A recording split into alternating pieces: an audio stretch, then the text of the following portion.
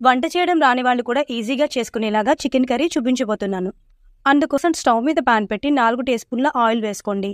ఇప్పుడు 2 medium size ఉల్లిపాయ ముక్కల్ని, పచ్చిమిర్చి చిలుకలను వేసుకోండి.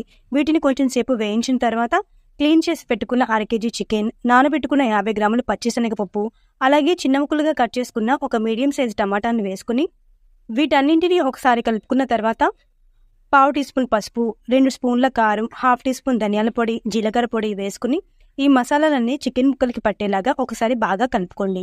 ఇప్పుడు మూత పెట్టి 3 నిమిషాల పాటు మగ్గించండి. కాసేపు అయిన తర్వాత మూత తీసి చూస్తే చికెన్ నుంచి వచ్చిన నీళ్ళన్నీ ఆల్మోస్ట్ ఎగిరిపోయాయి. ఇప్పుడు రుచికి సరిపడా ఉప్పు, 1 teaspoon garam masala powder వేసుకుని బాగా కలుపుకోండి.